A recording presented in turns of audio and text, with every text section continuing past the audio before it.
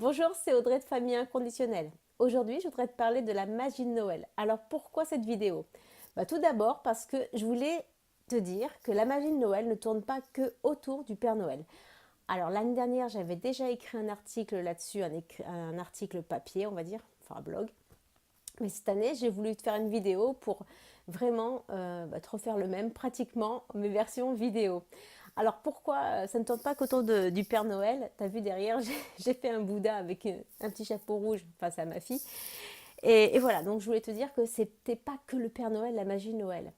Alors pourquoi aussi je voulais vraiment te parler de ça? Parce que en fait, quand on fait croire aux enfants au Père Noël, on fait croire à quelque chose, une légende. Enfin moi j'appelle ça comme une légende qui n'existe pas forcément. Donc voilà.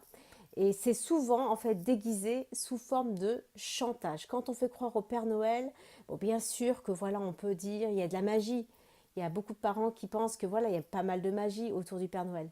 Sauf qu'en fait, moi je sais que ma fille en tout cas, depuis qu'elle est petite, elle a peur dès qu'elle voit ce personnage-là à chaque fois dans les magasins. Ah mon Dieu, elle n'aime pas du tout. Mais voilà, donc moi ma fille, surtout par rapport à ma fille parce que mon petit garçon, bon, ça, il s'en occupe pas trop en fait. Mais c'est plus ma fille, puis c'est la première aussi. Mais voilà, faire croire au Père Noël, en fait, pour moi en tout cas, c'est comme leur dire un peu, on peut, voilà, si l'enfant veut y croire, faut pas casser non plus son rêve à lui expliquer que voilà, c'est comme une légende, c'est comme un conte.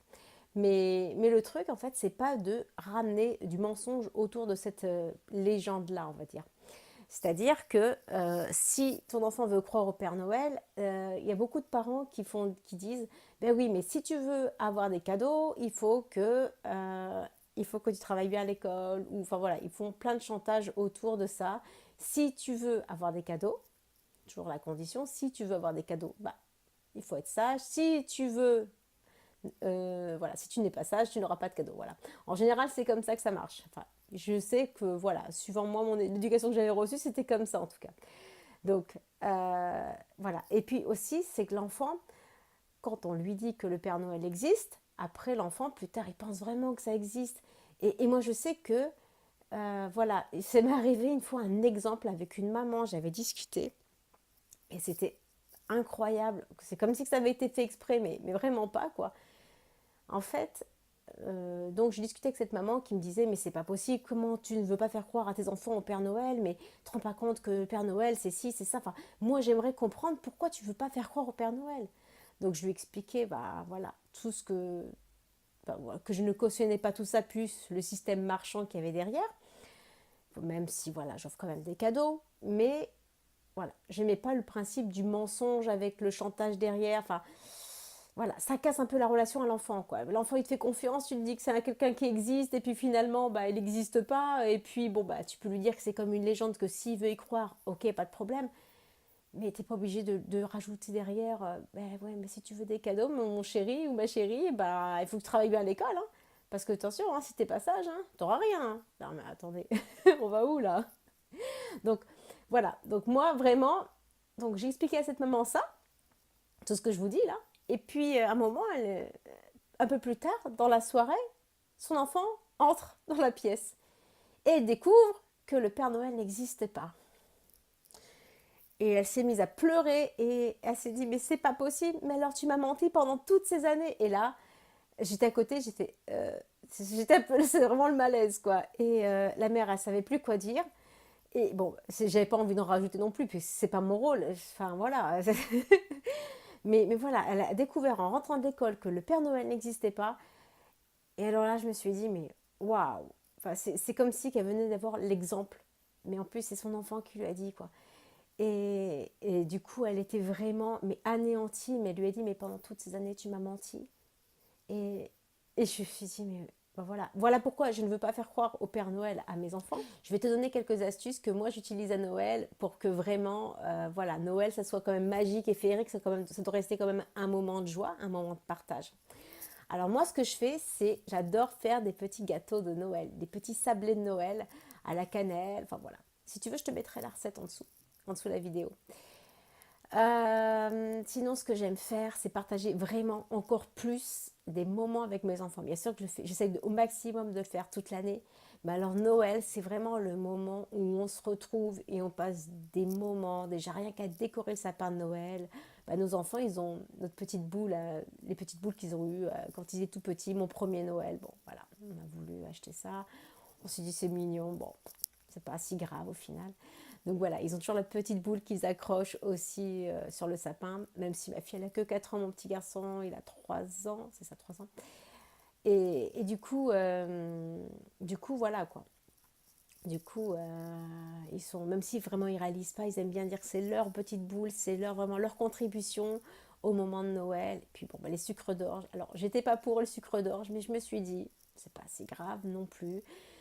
Non plus, faut pas. Voilà, c'est vraiment un moment de magie et un moment de partage avec nos enfants, avec la famille. Et puis c'est des choses qu'on fait pas forcément à Noël. À Noël, on peut aller voir de la famille, on peut aller voir des amis, des personnes qui habitent loin et de se dire que voilà, ou alors on peut même les inviter, enfin voilà, on peut vraiment, c'est vraiment le moment où même moi quand j'étais enfant, je me souviens, j'avais cette image de savoir qu'à Noël, on se réunissait tous en fait. C'est-à-dire qu'on avait toute la famille qui était dispatchée aux quatre coins de la France. Et puis bah, dès que c'était Noël, bam, on se retrouvait tous. Et puis bah, c'était génial parce qu'on se retrouvait avec toute la famille. Et puis bah, c'était toujours des super moments. Je savais que c'était un moment, un grand moment de joie où on mangeait en plus plein de choses qu'on ne mangeait pas des fois tout le temps à la maison. Des gros, enfin, vraiment des gros paquets de chocolat. Enfin, c'était waouh. Mais voilà, même si c'était même maintenant, à l'heure actuelle, enfin voilà, avec le recul, je me dis, bon, bah, finalement, c'était pas si grave. Enfin, voilà, même si on mangeait des choses que je donnerais pas forcément tout le temps à mes enfants, mais je me dis, c'est pas grave. C'est vraiment un moment de plaisir, un moment de joie.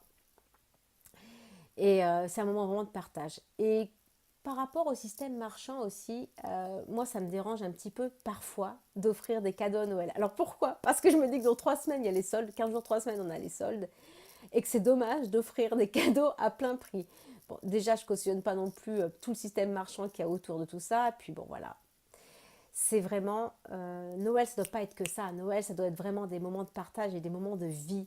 C'est pas je t'offre un cadeau, tu vas être heureux. Non, c'est vraiment être avec une personne qu'on aime bien et partager des moments de joie en fait. Enfin, pour moi en tout cas, ça c'est ma vérité à moi. Noël, c'est ça pour moi. Et du coup, moi, ce que j'ai fait avec mon mari il y a quelques années, on n'avait pas encore d'enfants et on s'est dit, bon, alors là, on ne cautionne pas du tout Noël, mais on va offrir des choses qui ne s'achètent pas dans un magasin. Du coup, on va créer nos propres cadeaux. Donc, ce qu'on a fait, c'est que moi, qui suis masseuse bien-être de profession, ben, j'ai offert des massages en fait à mon entourage. J'étais trop contente. Tu imagines le massage? Ah ouais, un massage, waouh, génial quoi. Et mon mari qui est prof de yoga et qui fait aussi de la méditation, du coup, lui, ce qu'il a fait, c'est qu'il a fait des contes de Noël, enfin, version méditative. En fait, comme une histoire racontée, mais version méditative, quoi, vous voyez. Du coup, il a gravé ça sur un CD et puis a donné à toutes les personnes de notre entourage qu'on voyait pour les fêtes de Noël, ou même on en a aussi envoyé. Et c'était vraiment super. Les personnes les ont vraiment adoré, ils ont trouvé ça super original. Puis ben, c'est pas quelque chose que tu trouves dans un magasin. Donc voilà, donc on est à peu près à 3 semaines de Noël, si je compte bien 15 jours, un bon 15 jours, 3 semaines. Voilà, donc je t'invite à savoir, à classer tes priorités et à faire en fonction de ce que toi tu ressens. Est-ce que tu as envie de faire croire au Père Noël ou pas? C'est toi, c'est en fonction de toi et tes convictions. Et puis bah, je te dis à très très très bientôt pour une prochaine vidéo. Je t'embrasse fort et je te dis à bientôt. Ciao!